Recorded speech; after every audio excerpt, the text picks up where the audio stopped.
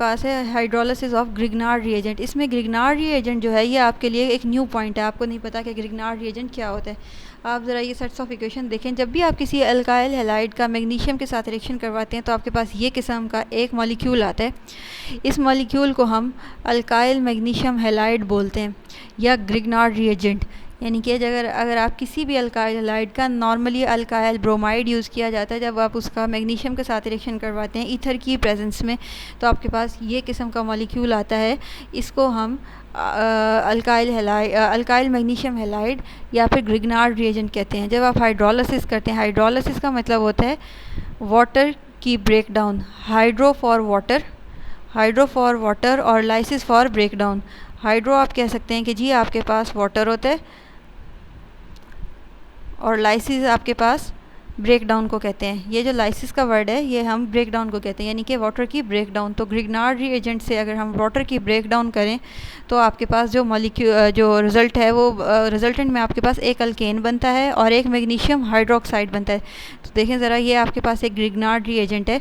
जब आपने इसका वाटर के साथ रिएक्शन करवाया तो आपके पास ये आर और ये हाइड्रोजन ने आपस में रिएक्शन किया और आपके पास एक अल्केन बन गया, और साथ में मैग्नीशियम, ये हेलोजन और ये हाइड्रोक्सिल जो है आपके पास, ये सारे कंबाइन होकर अलग से आपके पास एक अलग से कंपाउंड बना दिया हुआ है। तो आपके पास जो इम्पोर्टेंट चीज़ है वो ये अल्केन है। यानी कि जब आप किसी भी ग्रिग्नार्ड रिएजेंट की हाइड्रोलिसिस करवाते हैं, हाइड्रोलिसिस का मतलब होता है breakdown of the water molecule. Grignard reagent से जब आप वाटर मॉलिक्यूल की ब्रेकडाउन करते हैं तो आपके पास एक अल्केन आता है और साथ में एक अल्काइल मैग्नीशियम का एक कंपाउंड आता है। अब यहाँ पे हम प्रैक्टिकल एग्जांपल देख लेते हैं। ये आपके पास CH3 है, ये 3 को स्मॉल करके लिखिएगा नीचे करके। जो आपके पास CH3 लिखा हुआ है, इस 3 को आपने स्मॉल करके नीचे करके लिखना है। CH3 मैग्नीशियम आयोडाइड जब आपके पास वाटर के साथ रिएक्ट कर रहे हैं तो ये वाटर की यहाँ से ब्रेकडाउन होगी, ये CH3 और ये H मिलके आपके पास ये एक मीथेन का मॉलिक्यूल बनेगा। ये यहाँ पे 3 नहीं लिखा हुआ, इसको करेक्ट कर लीजिएगा। ये जो 3 जो है ये नीचे करके लिखना है आपने। ये जो मॉलिक्यूल आपके पास बनेगा ये CH4 का मॉलिक्यूल बनेगा एक्चुअल में, यानी कि एक मीथेन का मॉलिक्यूल। और साथ में आपके पास ये जो मैग्नीशियम है, ये मैग्नीशियम, ये आयोडाइड और ये हाइड्रोक्सिल आपस में कंबाइन करके ये वाला मॉलिक्यूल बना देंगे। तो इस तरह करके आपके पास हाइड्रोलिसिस ऑफ ग्रिग्नार्ड रिएजेंट से भी मैग्नीशियम का जो है वो आता है आपके पास, हाइड्रोलिसिस ऑफ ग्रिग्नार्ड रिएजेंट से भी आपके पास एक हाइड्रोकार्बन्स की फॉर्मेशन होती है और साथ में एक मैग्नीशियम का बाय प्रोडक्ट बनती है। अच्छा जी, उसके अलावा अब हम देते हैं कोल्बस इलेक्ट्रोलिसिस। जैसे कि नाम से जाहिर है कि ये आपके पास एक ऐसा रिएक्शन है जिसमें हमारे पास इलेक्ट्रोलिसिस होती है। इलेक्ट्रोलिसिस एक ऐसा केमिकल रिएक्शन होता है जो हम प्रोसीड करवा सकते हैं इलेक्ट्रिसिटी की मदद से। तो ये रिएक्शन है आपके पास, ये हमारे पास कोल्ब इलेक्ट्रोलिसिस है। आपने जब आप कोल्ब इलेक्ट्रोलिसिस अपनी बुक में पढ़ेंगे तो वहाँ पे आपने देखना है ध्यान से, बड़े गौर से, एक वर्ड लिखा हुआ है कि जी ये प्रोसेस हम यूज़ करते हैं for the formation of symmetrical alkenes. तो ये आपको अक्सर पेपर में आया होता है कि कोल्ब इलेक्ट्रोलिसिस आप किस काम के लिए यूज़ करते हैं, तो वहाँ पे आपने बताना है कि जी ये हम सिमेट्रिकल अल्केन्स की फॉर्मेशन के लिए करते हैं। सिमेट्रिकल अल्केन्स ऐसे अल्केन्स होते हैं आपके पास जो कि दोनों जिसको आप एक जैसे हाफ्स में डिवाइड कर सकें। जैसे कि आपके पास इथेन का मॉलिक्यूल है, उसके अगर बॉन्ड से आप हाफ में डिवाइड करें मॉलिक्यूल को तो आपके पास दोनों तरफ CH3 का मॉलिक्यूल आता है। इसी तरह अगर आप उसको डिवाइड करें ब्यूटेन के मॉलिक्यूल को तो आपके पास दोनों तरफ CH3 आता है। इसी तरह अगर आप उसको डिवाइड करें ऑक्टेन के मॉलिक्यूल को तो आपके पास दोनों तरफ हाफ में पेंटेन और पेंटेन का मॉलिक्यूल आएगा। तो इस तरह के मॉलिक्यूल जिनको डिवाइड करने के बाद आपके पास दो एक जैसी चीज़ें आए हाफ में डिवाइड करने के बाद, इस तरह के मॉलिक्यूल्स को हम सिमेट्रिकल मॉलिक्यूल्स कहते हैं। अच्छा जी, अब हम देख लेते हैं कि मॉलिक्यूल आपके पास ये रिएक्शन आपके पास प्रोसीड कैसे करता है। जब आप कोई सॉल्ट लेते हैं, कार्बोक्सिलिक एसिड का, मोनोकार्बोक्सिलिक एसिड का कोई सॉल्ट लेते हैं, जैसे कि ये अभी हमने पिछले रिएक्शन में भी पढ़ा था, अगर आपको याद हो, अभी इस रिएक्शन में भी हमने ये वाला सॉल्ट पढ़ा था, यानी कि decarboxylation of salts of monocarboxylic acid. तो यही वाला सॉल्ट आपने दोबारा लेना है। जब आप ये वाला सॉल्ट लेंगे और साथ में इसमें वाटर की एडिशन करवाएंगे तो आपके पास एक अल्केन आएगा, साथ में आपके पास सोडियम हाइड्रोक्साइड, इसके अलावा वाटर और कार्बन डाइऑक्साइड। अब हम देखते हैं क्या होता है। सबसे पहले आपके पास इस कंपाउंड की आयनाइजेशन होगी। आयनाइजेशन का मतलब होता है कि ये जो मॉलिक्यूल है ये अपने आयन्स में कन्वर्ट होगा। सबसे पहले ये आपके पास एक नेगेटिव आयन एनाइन बनेगा। ये जब वाटर के अंदर आप इस मॉलिक्यूल को डालेंगे तो आपके पास दो आयन्स बनते हैं, एक सोडियम आयन जो कि एक आपके पास कैटाइन है, और एक कार्बोक्सिलेट आयन जो कि आपके पास एक एन आयन है।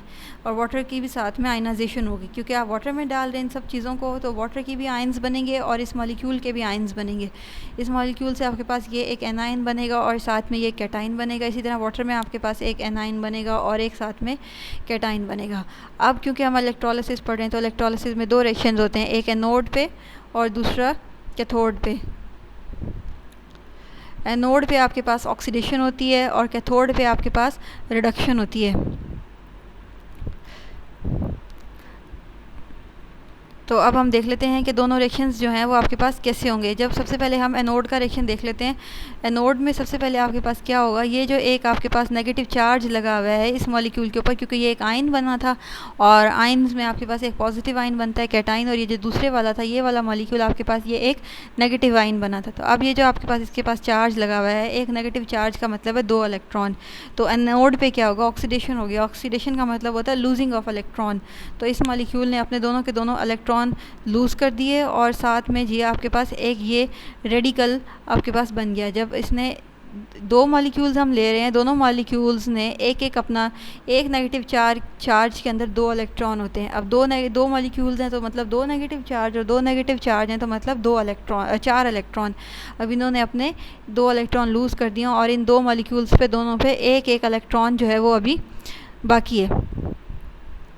तो अब नेक्स्ट में हमने ये करना है कि आपके पास हमने देखना है कि जो आपके पास कैथोड है उस पर कौन सा रिएक्शन होगा। कैथोड पे आपके पास जो रिएक्शन होता है वो बेसिकली होती है रिडक्शन।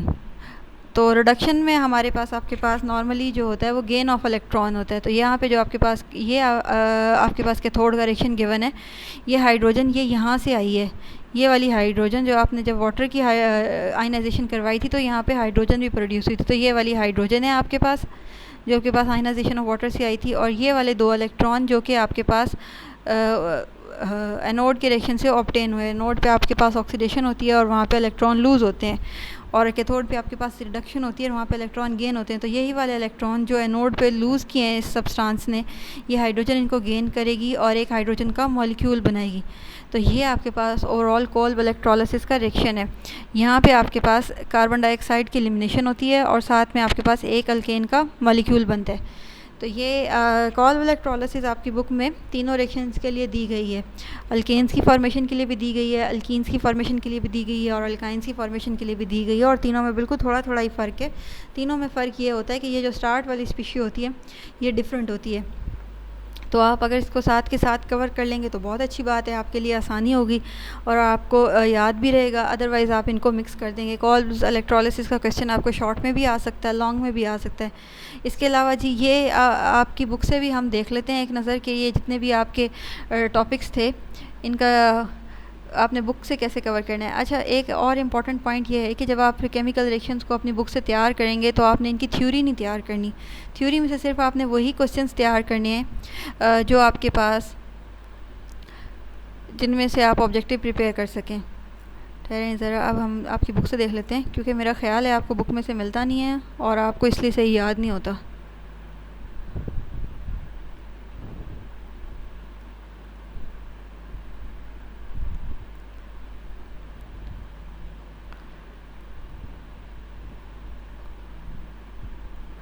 ये जी आपके पास आपकी बुक में चैप्टर 8 आ गया हुआ है। ये टेबल जिसका मैंने जिक्र किया था आपको, ये आपने अच्छी तरह से प्रिपेयर कर लेना है। ये साइड में जितनी थ्योरी लिखी हुई है इसको करने की आपको ज़रूरत नहीं है, तो आप कम से कम टेबल को अच्छी तरह याद कर लें तो उतना ही काफ़ी है। ये टेबल आपने लाजमी याद कर लेना, ये इम्पॉर्टेंट है। अच्छा जी, इसके अलावा कल हमने ये कॉमन नेम्स देख लिए थे। इन सारे मॉलिक्यूल्स के आपको नेम्स आने चाहिए। सबके मैंने कल ये डिस्कस भी किए थे। IUPAC नेमिंग्स में मैंने आपसे कहा था कि आपको ये पता होना चाहिए कि अगर ये फार्मूला लिखा हुआ है तो इसका नाम क्या है। जैसे ये फार्मूला लिखा हुआ है तो आपको इसका एक नाम ड्राइव करना आना चाहिए। इसी तरह या फिर आपको अगर नाम लिखा हुआ हो, जैसे कि ये एक आपके पास एक मॉलिक्यूल का नाम लिखा हुआ है 2-मिथाइल-हेक्सेन, अगर आपको ये लिखा हुआ आ जाए तो आप इससे इसका जो ये नेम है, ये जो स्ट्रक्चर है, ये ड्रॉ कर सकें। तो ये वाला काम आपको आना चाहिए। इसके अलावा जी अब हम आज वाला टॉपिक देख लेते हैं, नॉमेनक्लेचर ऑफ अल्कीन्स। इसको हम कल डिस्कस करेंगे। मैंने आज इसलिए नहीं डिस्कस किया नॉमेनक्लेचर ऑफ अल्कीन्स और अल्काइंस, ताकि आप मिक्स ना कर दें। हम जैसे अल्कीन्स को स्टडी करेंगे उसके साथ ही उसका नॉमेनक्लेचर पढ़ लेंगे उससे पहले। इसी तरह जैसे ही अल्काइंस को स्टडी करेंगे उससे पहले अल्काइंस का नॉमेनक्लेचर पढ़ लेंगे। अब हम देखते हैं प्रिपरेशन ऑफ अल्केन्स की क्या होती है। अल्केन्स में ये जनरल फार्मूला है, ये लिखा हुआ है, ये मैं आपको बता चुकी हूँ, ये आपको आना चाहिए। इसके अलावा इनको हम सैचुरेटेड हाइड्रोकार्बन्स कहते हैं, ये भी आपको पता होना चाहिए, ये भी मैं आपको बता चुकी हूँ। इसके अलावा आपको पता होना चाहिए कि सैचुरेटेड हाइड्रोकार्बन्स आपके पास होते क्या हैं। अच्छा जी, सबसे पहले हमने ये